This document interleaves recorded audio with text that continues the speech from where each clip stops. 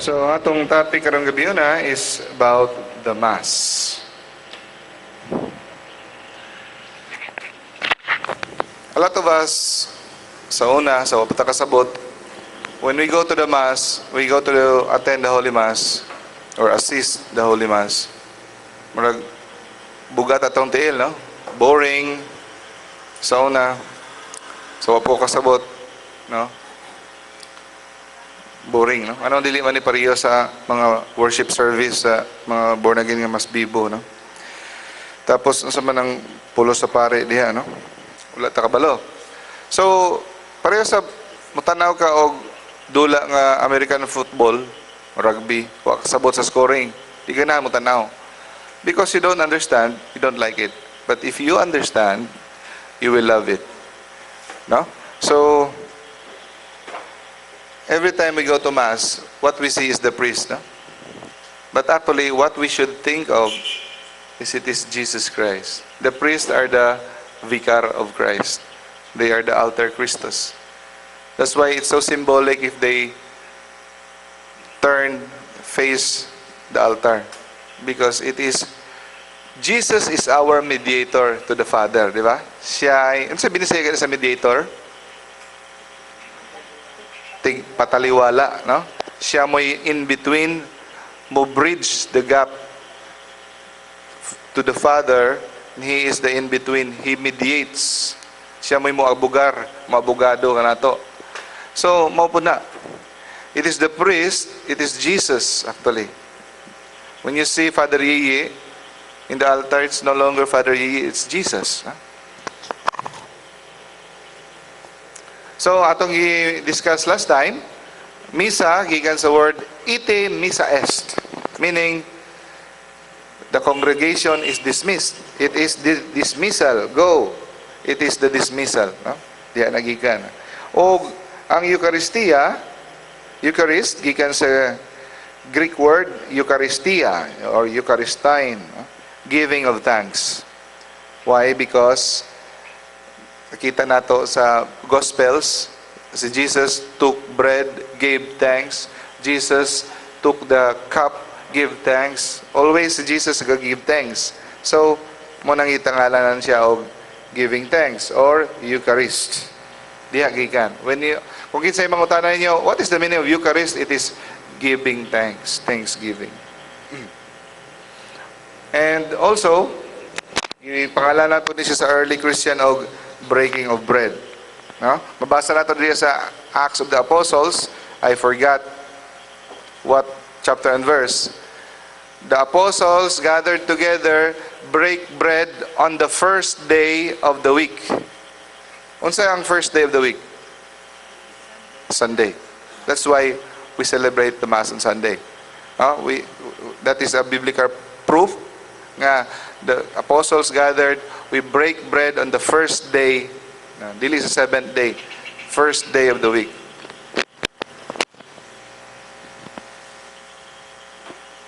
Okay. So,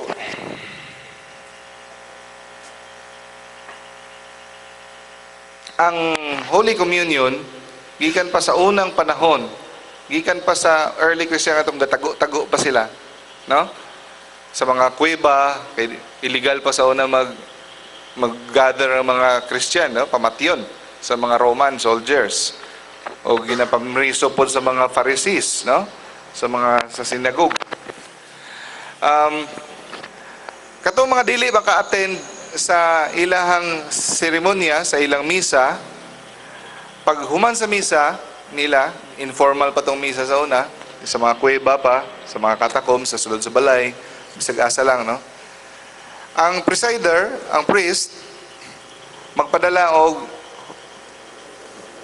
Holy Eucharist sa mga members nila nga di ka maka-attend, mga nagsakit, nagdaot, no? So, customary na nagikan pa sa una, hantod karon, di ba? Na yung mga lay minister nga ang ilahang tahas magpakalawat sa mga dili maka-attend, di ba? Sa mga masakiton. Gikan pa na sa una nga buluhaton. So, to this absent brethren, Holy Communion brought the sacramental grace, but it also was bond of union which joined them with Christ. So, The Holy Eucharist is sacrament of unity. Wa na'y mulabaw pa sa iyang pagkahiusa nato. Because we eat the same bread. No? We eat the same body and blood. Though we are many, we are one. So, wala na'y mulabaw sa symbol sa unity ni ana other than the Holy Eucharist. Okay, so, ang Holy Eucharist, na siya'y tulo ka meaning. Okay? Tulo ka meaning. Dili pwede mo pili lang kag usa. Ang theology sa Catholic is maune.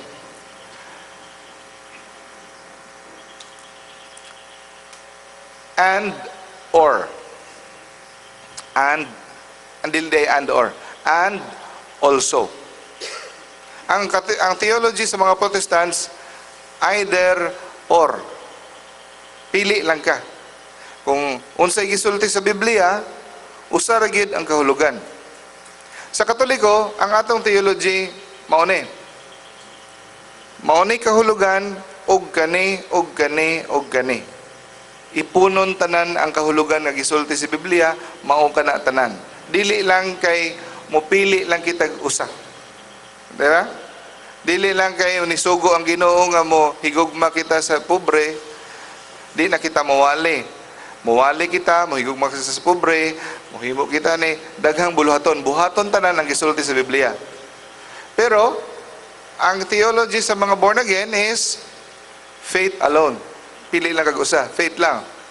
Dili na ka mohimo og maayo because faith lang gisulti. So, reductionism. So that is our theology. And also. So, for example, church is panagtigom sa mga binunyagan. Also, pwede po ang definition sa church is a building that we gather to pray. Also, ang church is the person that Jesus Christ lives in. Every person is a church, is a temple. Di ba? Church is ang atong faith. Tanana, imong tipunon, it is the total definition of church. Pero ang Protestant, usa lang yun. It's the faith. Dili na sila mo accept of other. Dili ko no church ang simbahan. So for example, the first definition of church, it is a memorial. List it down. Ningon si Jesus, do this in memory of me. No? So para sa ilaha, memorial lang siya. Memorial. No? But this is only one definition of Eucharist. First of all, it is a memorial. Ningon siya, buhatan ninyo ni para sa akong handumanan. Yes. Para mahandom nato ang Ginoo, hantod siya mabalik. Gusto niya hinumduman nato siya, hinumduman nato ang iyang sakripisyo ang gihimo kanato. Dili nato kalimtan. Sa kada buhat nato kini atong giproklama ang iyahang kamatayon. Di ba? Hantod siya moabot. Do this in remembrance of me. So, para ma-remember nato si Rizal, naghimo og estatwa sa Luneta, Ribulto. Pero ang Ginoo, para ato siyang mahinumduman, wala siya nagbilin og estatwa og ribulto, wala siya nagbilin og picture. No? Unsay gibilin sa Ginoo? Dili lang kay picture, dili lang kay estatwa, dili kay ribulto, kundi ibilin niya ang iyahang mismong buhi nga presensya. His living presence, body, blood, soul, divinity, His physical body. The living presence of Himself, iyang gibilin. So that is why every time we celebrate the Mass, nagapadayon si Kristo sa pag-offer sa iyang kaugalingon sa Amahan every day until the end of time. Do we repeat? No. We renew.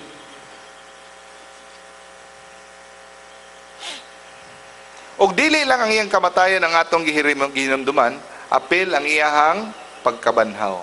Every time we celebrate the Mass, we remember His death and also His resurrection and also His ascension, ang iyang pagkakuan. So that is the first definition sa Mass. It is remembrance. No? It is a memorial. Second, it is a holy banquet. Panagtigom-tigom sa mga binunyagan. Panagtigom, paghiusa, mura siya love feast, no? Nang magtigom-tigom, magsalo-salo. Salo-salo sa Binisaya, di ba? So it will, muna nga nag-snacks kita after the Bible study because it builds relationship. Kabantay mo kay Jesus, every time He makes important thing in His ministry, ginapaagi niya sa meal. Kay Nicodemus, kapag storya siya kay Nicodemus, musulod siya sa, pasulod ako sa manihapon ko. They always meal. Pag nag-prepare siya isda dito sa tapat sa dagat, pag pakabanhaw niya, Last Supper. No? So always meal, holy banquet. So, pero ang atong gisaluhan, ang iyahang lawas ug dugo. Kabasa mo sa Bible nga may nga nang uban. Kining Katoliko taliwas lagi ang ilahan, no? Dili pareho sa Bible nga mabasahan namo nga sa una na magsalo-salo man to ang mga kuan sa Bible o sa Acts of the Apostle, basahon nimo, magdala sila sa ilang pagkaon, magsalo-salo sila. Wala ka lagi ga-follow ang Catholic. Kami lang mga Protestants. Kung nagbasa mo sa Bible, no? So actually, ginahimo na sa una. Sa unang early Christians, ginatawag na siya og agape or love feast, no? Feast of love. No? Diya siguro nang ikuha ni Brother Bo Sanchez on the feast, no? So, it is pronounced as agape, no? From the Greek word, the feast of love. Panihapon na siya. Kung mabasa nato na siya sa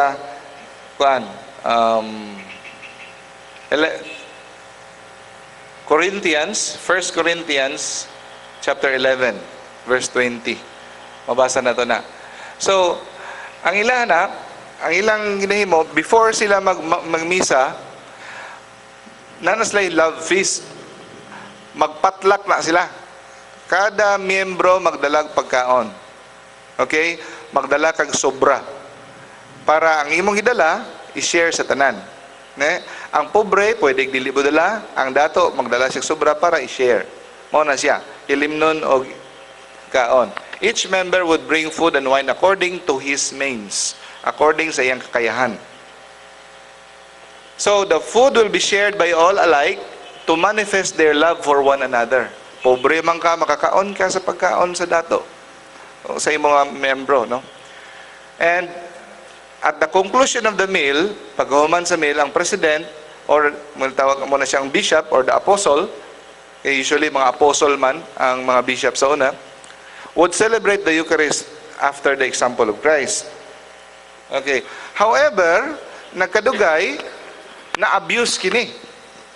Na-abuse kini, nga ang uban, munang mabasa ninyo dito sa Bible, nga gikasabaan nila ni Saint Paul sila, ang taga-Corinth. Naunsa man kamo, wala mo yung mga pagkaon sa inyong balay nga dito mo magpakabusog, nganong nagpakaulaw man mo, nganong mag-una-una man mo kaon, pasagdalan niyo mo pobre, dili niyo i-share niyo pagkaon, magpahubog-hubog mo, di ba? Kabasa mo na sa Bible. So, some wealthier Christians would consume their own food and drink without regard for their poorer brethren. Sila na po yung mukhaon, silang dalang pagkaon. Pagka-bright. So that's why Paul scolded the Corinthians. No? So, sulti niya. So, when you meet together, it is no longer possible to eat the Lord's Supper. Kaning Lord's Supper, mo ni siya agape, no? For at the meal, each one takes first his own supper, and one is hungry, ang uban gutom, ang uban busog, and another drinks overmuch. Have you not houses for you eating and drinking? Or do you despise the church of God and put shame the needy? So that is why, because of such abuses, the breaking of bread was very early disjoined. So the agape was eaten in the evening, and the Eucharist was celebrated in the morning. So gisplit. So kay tungod sa abuses, so sa buntag na ang breaking of bread, sa gabi sa Sabado, ang feast, love feast. So muna gi-separate tungod. So naa maginay changes as bisag unsa nga organization as you go along, naa ginay changes, di ba? Di man gini siya mag-stagnant. So during 2nd century or mga 300 AD, na ay bagong reglamento ang church nga fasting, 12 hours fasting, no, before receiving the Eucharist. So, kung 12 hours fasting before the Eucharist sa buntag, maigo tong sa gabi, mao na nga tungod sa reglamento tuluyan na gyung nawala ang feast, love feast nga ceremony. Okay? So mo na nga wala na gina-celebrate karon. It ceased entirely. But bisag nawala na siya, dapat kuno dili nato kalimtan ang meaning nining agape or love feast.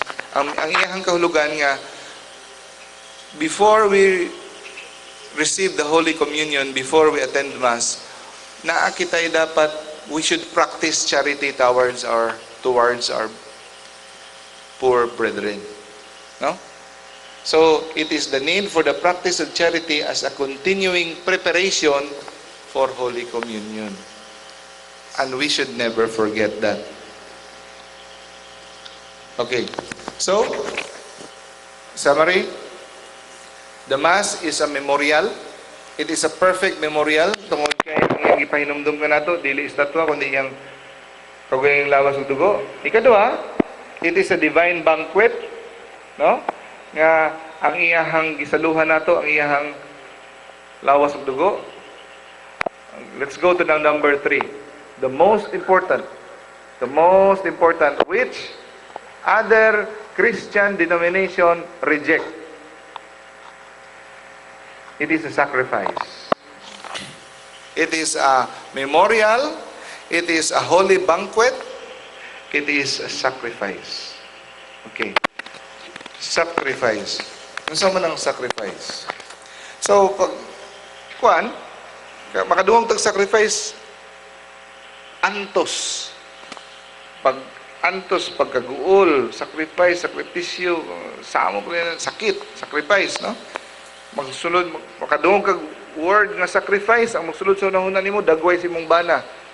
Sacrifice ko ang itawhana. Baba sa imong asawa, no? Sacrifice.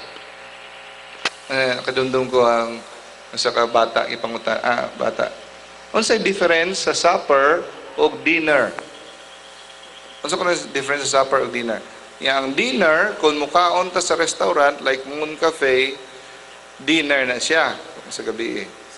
Kung si mama muluto sa balay, supper. Kadungog naman ang joke. Suffer ko na. Anyway, so sa una, painful, distasteful, something that you give up. But sa unang panahon, the original meaning of the word sacrifice, usa lang yun ang kahulugan sa unang panahon. Sacrifice is a gift offered to God. No? Dagang wala kabuluhan eh. But sacrifice di ay is a gift offered to God. Sakra means holy. Faser means to do or to make. So to make something holy. Sacrifice. Sakra, faser. No? So, ang usa ka bagay, we will make it holy because we offer it to God. So, paano mahimo ang usa ka bagay nga i-offer kay God? Gubon. Ang karnero, patyon. Ang wine, iyabo. Ang bread, ang mga kwan, sunugod. So because a thing was made holy by being taken from human ownership. Kuhaon siya sa panag-iya sa tao ug ihatag na sa Dios. Kung hindi mo nagubon, pagkahapon kuhaon balik sa tao, iya yapon. Pero kung giguba, di na giniya makuha, di ba? So it is an offer to God, symbolic. Ang paguba, symbolic act of giving. By the way, nalimtan ako, di ba, last week atong ihisgutan, ang pag-consecrate, separate ang bread, separate ang wine, because it is a symbol of death. So during consecration, brothers and sisters, God is symbolized as dead, right? Pero si God di naman mamatay, tuwa naman sa langit. So kinsay mamatay? Kita. We offer ourselves. So during offering, we offer ourselves. During consecration, we die. We die in our old self, in our pride, in our lust, in our anger, in our hatred, in our sloth. We die. And during Holy Communion, we rise back again. So imagine, every Holy Mass, mura siya recollection. You die in your old self and you rise back again. So, gikan pa sa unang panahon, ang desire to offer sacrifice, gift to God, naana sa tao. Makita ninyo kay Cain o kay Abel. Nagdala na sila sa ilang prutas, sa ilang kuan, di ba? Gipatay gani si Cain ni Abel. Gipatay ni Cain si Abel, no? Di ba? O sa mga bisagun sa mga kultura, sa mga nasod, tudluan man nimo dili muhalad gyud. Bantay mo na. They have an irresistible urge to offer sacrifice. Matingala ka asa na nila gipangkuha nga mga notion. It is in the heart of man to offer sacrifice to what they believe is God. Mag-ihaw. Diba sa Nepal, kabantay mo, pila kalibo ka mga kuang ihawon kada ilahang kuan. Sa ilahang ignorance, sometimes to offer even human sacrifice are done. No? Worship sila sa mga false gods. So, mga Aztec sa una, no? Sa mga civilization sa una sa Mexico, di ba? Incas, Aztecs. Sa katanaw sa lidang kuan, Apokalipto. Kuwaon ng kasing-kasing, ihalad, no? Magkuba-kuba pa. And even offered human sacrifices.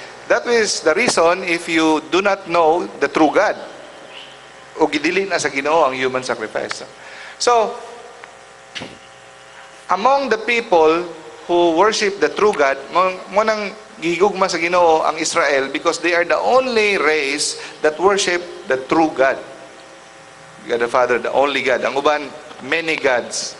God of the sun, God of the water, the river, the trees, the cats, the dogs. No?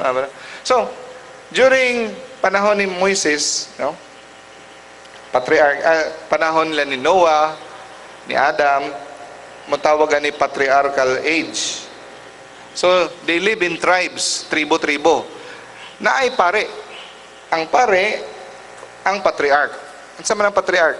Ang pangulo, ang murag gitanaw nga ninuno.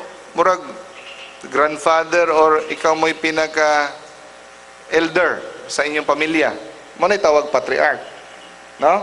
So, si Noah, ang patriarch. Kabantay mo, pag dungka nila, naghalad silang sacrifice. So, dili pwede sila tanan mo offer. Usa lang. Ang patriarch lang. Si Abraham is also a patriarch. Siya ang halad. Siya ang ihalad. Gitistingan ni sa Ginoo ang iyang faith. Ipahalad ang iyang only son. Pinaka-love niya. Si Isaac. Kani nga symbol, matingala mo nga naman, si ang iyang anak may ipahalad is a symbol of what is to come. That the only Son of God, iyang gisacrifice for His love for us. So, gitest niya si Juan. Pero, usa ka lamb ni abot. This is the symbol pa rin of Jesus. Para dili mamatay kita, para dili mamatay si Isaac, ang karnero sa Dios gipadala para mamatay para nato. It is a symbolic of what is to come. Sa panahon ni Moises, dili na bisag kinsa lang pare ang patriarch, kundi nag-assign na gid siya sa linya ni Levite, no? Sa mga descendant ni Aaron, mao na niya ang mga pare. So nagkuha na siya og priesthood. So nag-specify na siya kung unsa nga mga klase sacrifice ang ihatag. That is mo ni tawag nga Mosaic age. Mosaic age. Pero pag abot ni Jesus, giundang na ni ang ingani nga priest, nga high priest, sa pamilya ni Aaron.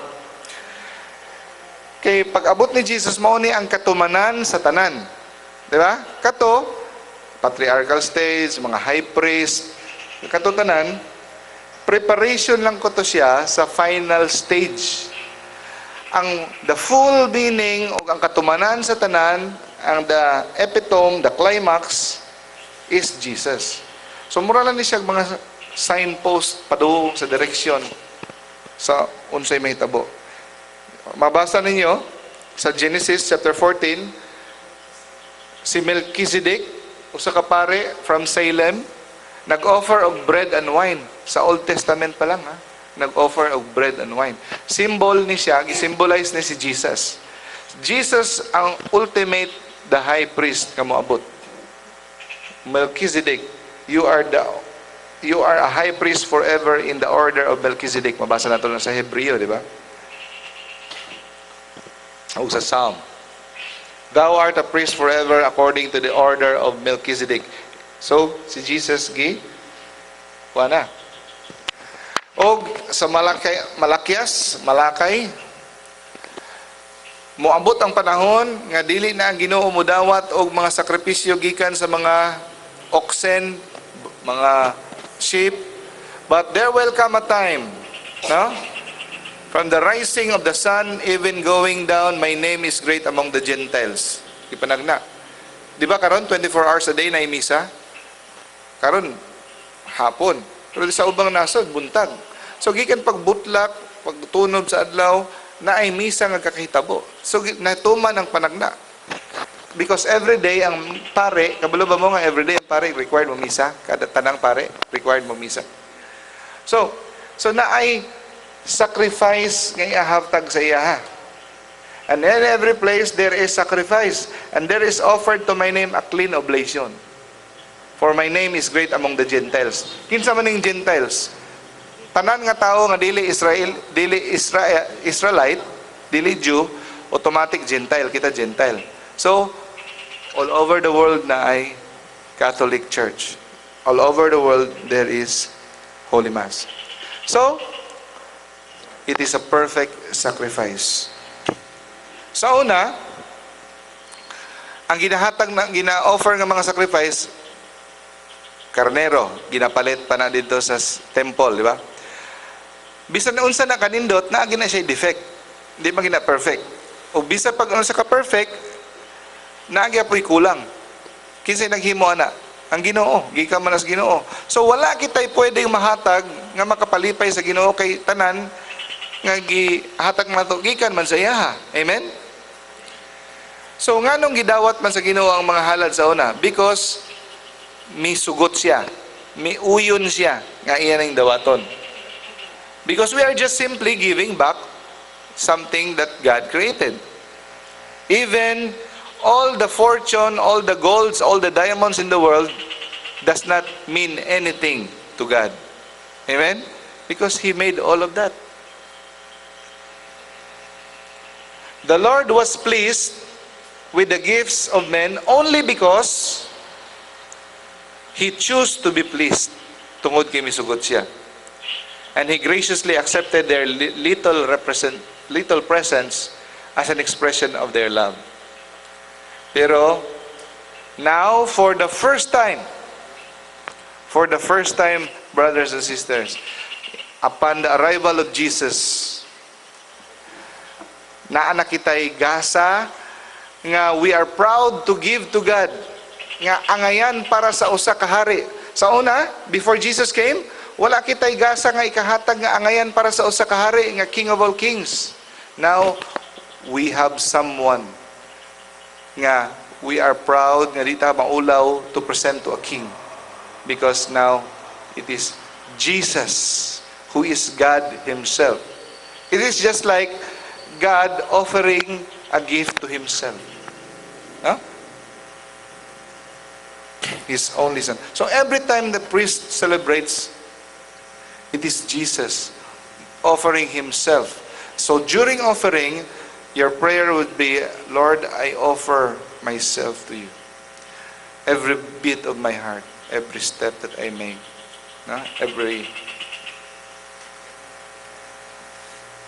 everything that I do. all the joy, suffering, sacrifices, endeavors I give to you, Lord. Your will be done. Una. So it is a memorial, it is a banquet, and a sacrifice. But the most important of all, the Mass is a sacrifice. Okay? So, napakitay time.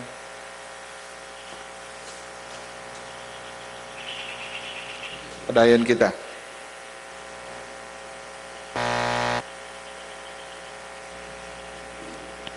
So, what makes a sacrifice? Paano matawag ang usa ka bagay sacrifice? Dili tanan nga gift sa Ginoo matawag sacrifice. Ha? Dili tanan. Mahatag kag $10 sa donation sa pundo ng bayan para sa imo, Lord, dili na siya sacrifice. That is a gift.